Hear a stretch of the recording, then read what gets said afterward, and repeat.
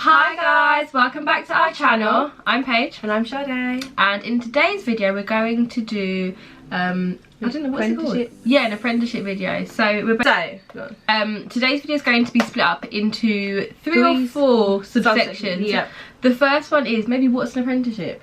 Yeah, and then the reasons why we chose an apprenticeship. So yeah, the benefits. Quick disclaimer: we both did an apprenticeship, just so you guys are aware of that. Yep. So it's what is an apprenticeship, the benefits and why we chose an apprenticeship, how to find out more about apprenticeships. Yep, and any myths or frequently asked questions that we tend to get asked. Yeah, and just a disclaimer again, we are not saying like not to go to university by no means our own experience. I think as we've had that first-hand experience, we can like share that knowledge with you guys. So we're gonna definitely do that for you today. Yeah.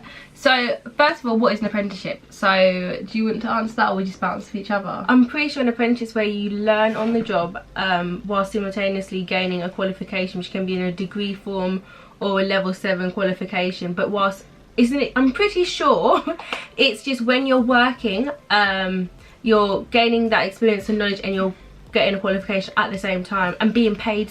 Yeah, that's precisely, and we'll put the actual definition in below. But it says here, an apprenticeship is a real job where you learn, gain experience and get paid. So that is what it is in essence, isn't it? Yep. So maybe I'll like ask you, let's say, why did you choose an apprenticeship over university then? Okay, is that you asking me the question, or was that yeah. I think I chose an apprenticeship because, as cliche as it sounds, I think the first one because I was able to earn and learn. I think above everything else that was a win-win situation for me. Second of all, it's just the employability skills. Like the skills for me, in terms of doing an apprenticeship, you're so much more employable.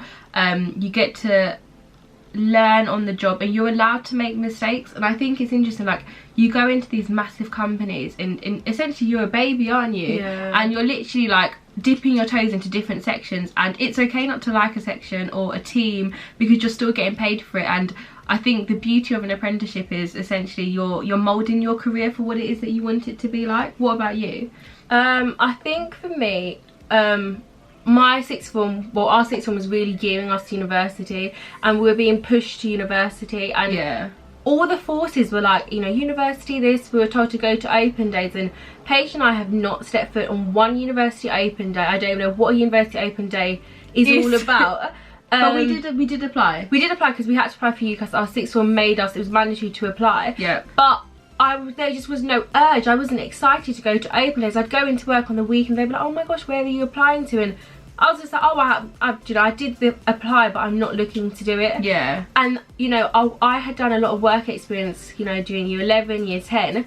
And I had found out the different avenues of apprenticeships, and, you know, it just appealed to me a lot more. And the biggest thing for me is if I went to university and I did economics or accounting and finance, I knew when I joined the corporate finance world that I would have to do the ACA. To be doing like both things, regardless. And I just thought, well, you know, I can either go into this company when I'm 22 or I can go in when I'm 19, 18. Yeah. Which is in essence what I actually done. I left sixth form and I went straight into this big corporate world. Yeah, and I think another reason why we chose to do it, and the benefit of it, is the networking and the exposure that you're exposed to. And there's a quote or a meme, and it says networking can open doors, degrees can't. And like when we both finish, like between us we'll have, well, I'll have 4 years experience under my belt. I think you'll have about 5 years. Yeah. And they're so invaluable. And I think people, like when you're going to an interview, like having a degree is amazing and it's phenomenal, but the real nuts and bolts of anything is about your ability to be employable. Like, do you have the skill set? You know, can you demonstrate a time, you know, when you did something? And I think that was the beauty of doing the apprenticeship for us. Am I right? Yeah, no, I think so. I think on top of it though, sorry, we're going to cut this bit out. What was your question? Why did you choose the benefits? Are we doing benefits now? Yeah, so why would you choose the benefits? Other than the benefits of the apprenticeship? Yeah. For me, I mean, I just saw so many benefits of doing the apprenticeship. And if I'm honest, being in sixth form, I'd done maths, economics and sociology, and I knew I wanted to go into finance. I couldn't tell you what division, if it was audit or tax, because I had no exposure. So I thought, let me do an apprenticeship, you know, get a bite of different, you know, business functions, and kind of, you know, tease out what I really like and what I don't like. And the apprenticeship really allows you to go in and to say, you know, I like that department, I don't like that department, I'm not going to go there. So for me, that was really attractive. And I think the important thing that you said was the teething part, like you are allowed a taste of a flavour of different things. Yeah, really. exactly. Another subsection, another thing that I feel like is quite, if I'm honest, and to say to you guys, is that my parents weren't always, oh my gosh girls, do an apprenticeship, like, do you know what I mean? I think there's so much pressure, especially from family. They just always think, oh, what university you go into, and I think it shows real guts to show that you aren't gonna do the normal traditional route. You are going to say, actually, I'm ready to start my career, like, actually I'm not going to do that, I'm actually going to go and start doing the job. And if I'm honest, I remember our dad at first, he was like, he wasn't too sure about it, but you know, apprenticeships are still relatively not new, but new, and I can appreciate the reason why like parents are not as forthcoming towards the idea, because people assume that apprenticeships are the second-hand option. Therefore, make that coffee, you want to do, like, for those that are doing vocational subjects like plumbing, and that's the assumption that people tend to have. And it's like, by no means that we both experience, like, that is not the case at all. Like, we're doing an apprenticeship where we're able to study as well, and again, like, another benefit of doing the apprenticeship is you're given the ability to work at the company and you're also studying in addition to that. So 20% off your time is spent towards, you know, some type of disciplinary, but whether that be disciplinary, you said? Yeah, off the job learning, you mean? Yeah, 20% going towards like some type of training. Like you're in trouble. No, there's a word discipline, like, oh, what's your discipline like if you go to an interview? Really? I have what is. Wait, let me Google it. We'll look that up. But yeah, I think I thought, you know, I really thought I had the questions put down to paper, but I actually didn't. But another top thing. Yeah, discipline. What is your discipline? It's a branch of knowledge. I knew. Discipline. We said disciplinary, which I thought disciplinary is like you're in trouble. Discipline. You're making me feel stupid. No, I'm just saying. No, look. It says in an interview question, what is your discipline? Oh, you're saying interview. I thought you said like disciplinary. I mean, no, I get it. Oh no, I mean discipline is in like if it's college or if it's you're going to university. Like, oh, okay, yeah. So, okay, cool.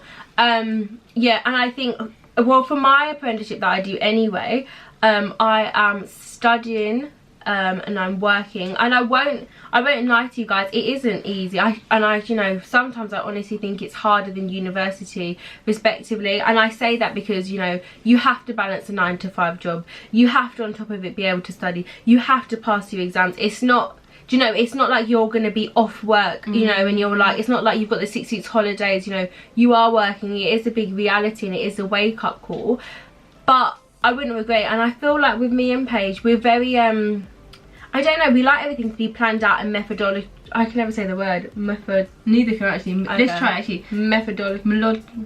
I know what we're talking about, but we like things. Should we actually structured, basically? Yeah, structured. And I think the apprenticeship really allowed that.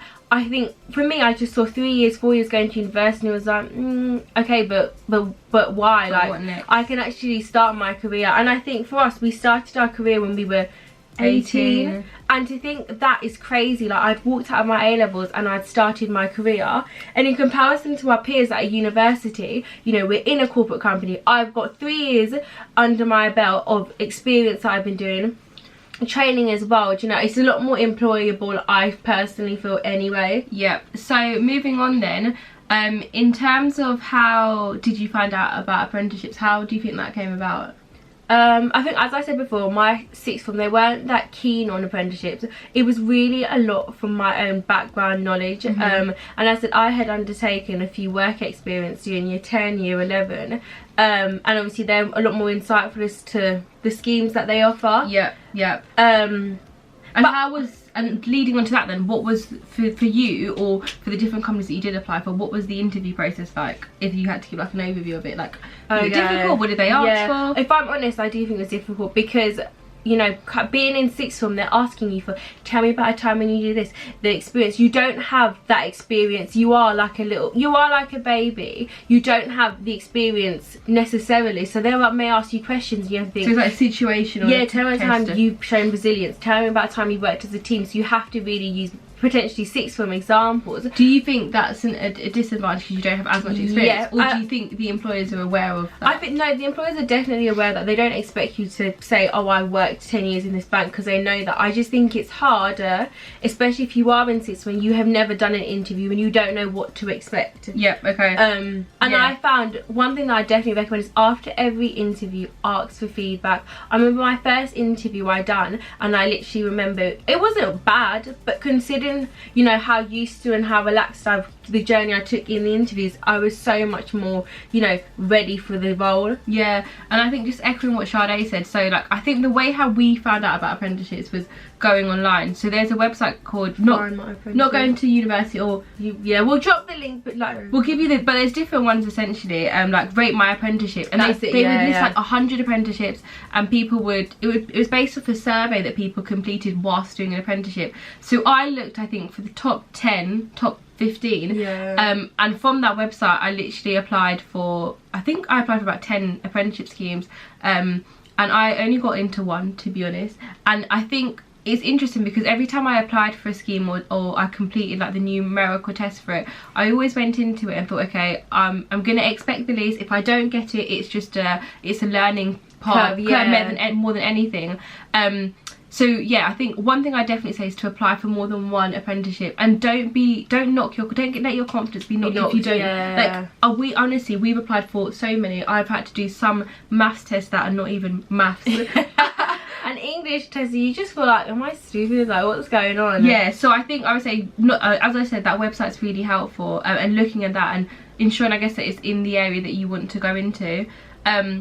And in terms of the interviews or the interview questions that I remember, they were very much situational, like based in terms of tell me about a time when. But again, like the employees, they're aware that you're an apprentice. Like most out of, when you sort of look across the board, most times people are coming from sort of sixth form or college, so they're sort of aware of that. So the questions aren't too difficult. I had to do 3 stages, and again, it's just about showcasing your best ability and showcasing you as a person.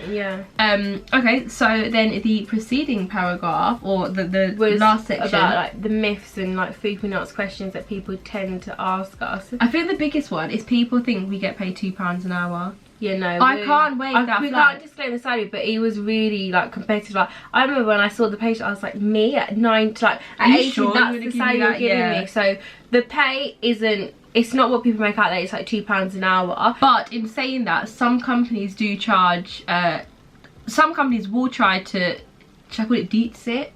Like, they will try to exploit the ability that people can pay you less. But I think that's where that comes into yourself researching the company. Exactly. If you are going to do an apprenticeship, make sure you research the company. The salary, obviously don't ask it like at the first interview, what are you going to pay me? But that's normally disclaimed on the website. But yeah, it's normally disclaimed. I think the point is be wary of it, because companies can pay you, I think it's like £3.78 the minimum wage for an apprentice. So keep that in the back of your mind. You know, you going into any job, or even though you're an apprentice and you haven't got that much experience, you know, you're still valuable. So don't feel like you have to take the bottom of the barrel. In essence, you know, you still want to spend, you still want to live. So it can be competitive. So I think the first myth is pay, so it's not £2 an hour. Second myth I always find is people think that we just make tea or coffee. Like, it's so crazy. People are like, oh, like, what do you actually do? And I think, I wouldn't say no day is the same. I think that's the first thing to iron out. We don't make tea and coffee. Like, some of the projects that I have worked on within my organisation are absolutely phenomenal. Like, I think you can say the same, right? You know, you get exposure into some amazing things, and I think it's nice because most companies, or my company in specific, they don't see me as an apprentice, so you can really get involved into some really tangible stuff.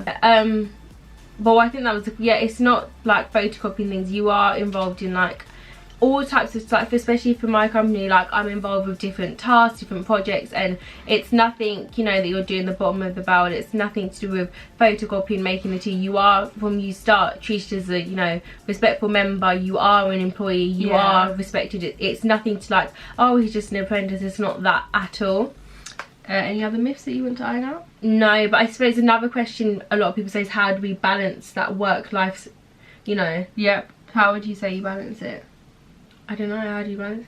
I think it's a massive step up from like A levels or college. I think that's the biggest thing. Like, you don't really get prepared to the steps into work. I remember when I first went into work and I asked someone in my team, like, can I go to the toilet? Like, just the little things. I think that's a massive step up, is having that ability and being quite onerous. Freedom as well. You've got to own you've it, got like, freedom. You get like an hour for lunch, for example. You've got to sort of manage your time, don't you, essentially? Communicate. But I suppose all those things are new to when you start, and you are like, there's the trainee day, I forgot the day they call it, and they basically, you know, they go through, iron out any the onboarding day. Yeah, that's it. No, exactly. But I think in terms of managing the balance, I think it is difficult, but it's not impossible. And I've always said to myself, like, companies wouldn't create these schemes if they were impossible. And I think above anything else, they push you to be a better person. Like, in terms of like myself and time management and being disciplined, I'm so much more disciplined. Like, thinking that I have to work Monday to Thursday and then I'm released on a Friday to do studies,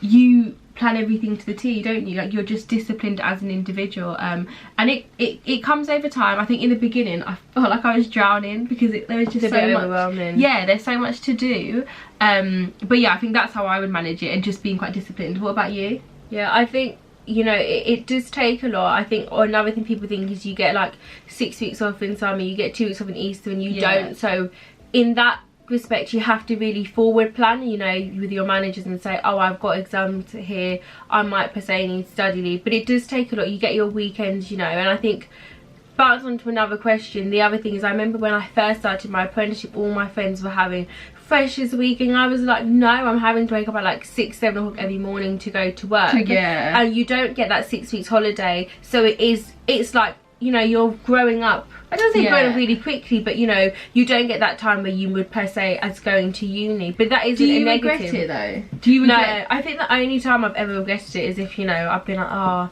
when I get up in the morning, I'm like, oh, I could have just chose uni, just had it. I think not lying, but you know, it, you know, yeah, I think it's a big role. Yeah, and I think in the beginning I did regret it. I remember when like all of our friends were doing like freshers week and doing whatever, and I was there like, yeah, okay, in a meeting, like like trying to stay awake. Yeah, but I don't regret it like at all. Like, graduate roles on like to another topic, they're so competitive, so it really is about get into a company, getting your foot in the door, and just allowing yourself to grow as an individual, isn't it? Like, I think we don't regret it at all, and we'd highly recommend it to anyone sort of considering it. Yeah, I personally don't have any regrets, and I think especially in terms of my career and where I am and how old I am and the things I've achieved personally, and especially with my company by my side, I'm so proud of myself and so proud of us. I think if you look at us, yeah, I think, and it's even the fact of saying, oh, when you were 19 we were both working, it's a big thing. But I do have to say that I think university is just as credible. I would never, you know, say don't go to university, but I think if you know what you want to do and you feel like you're ready to kickstart your career, go for it. You have nothing to lose, and you can always go and do your apprenticeship, not like it for a year, and go to uni. Because if I'm honest, I actually done that. I had a placement at Sussex and I deferred it for a year, and I said to myself, if I